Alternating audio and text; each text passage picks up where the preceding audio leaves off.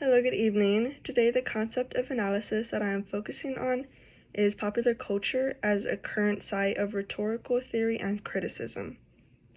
According to Foss and Griffin, rhetoric is a use of symbols, and the module explains that the study and critique of pop culture is something that most of us, if not all, participate and engage with to some degree. So whether it's by watching music videos with friends or commenting on certain images or posts, people are constantly engaging with and interpreting messages. So as individuals watch, critique, and analyze these forms of media, they are actively participating in the process of rhetorical criticism. I am now going to apply this concept to Coachella, a popular music and culture festival that is currently going on that is widely shared on social media platforms such as Instagram and TikTok. This applies to the concept because Coachella is full of symbols such as fashion, music performances, and social media content that is used to create and communicate meaning. For example, is the outfit people choose to wear present a crafted image of lifestyle and status. At Coachella, people actively create and share content by selecting outfits, taking photos, and posting online for people to engage and interact with. These actions use symbols to communicate how they want to be perceived by others, such as being trendy, fun, and associated with a particular social group. By applying this concept, it is clear that Coachella is more than just a music festival, but rather it is a rhetorical space where people use symbols to construct identity and communicate meaning.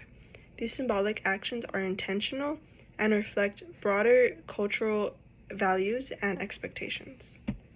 This idea can be transferred to everyday life, such as how I dress differently depending on the occasion. So for example, my clothing choices for school may be more casual, while at work I dress more professional, and for specific social outings, I may want to be stylish or expressive. So these choices signal different aspects of who I am and how I want to be perceived by others. Clothing in itself is a form of visual symbolism that communicates identity, role, and social meaning without the use of words. Trends like streetwear, Y2K, and more classic styles act as symbols that reflect cultural influences and allow individuals to express identity and even social status. So as a result, clothing functions as a form of rhetorical communication across different situations, shaping how others perceive identity and showing how people adjust their appearances depending on the situation or the social expectations. Popular culture is a powerful form of communication where people use symbols to express their identity, beliefs, and status in both large cultural events and everyday life.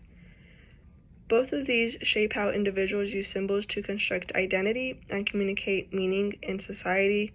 This shows how society is built on shared symbols that influenced how people understand identity, status, and behavior, and that individuals constantly adjust how they present themselves based on social expectations or the cultural norms. Ultimately, this matters because it highlights that rhetoric is not just limited to speeches or formal communications, but it is actually used in everyday life and situations. Both cultural trends and personal choices demonstrate how people use symbols to construct identity and communicate meaning in a society.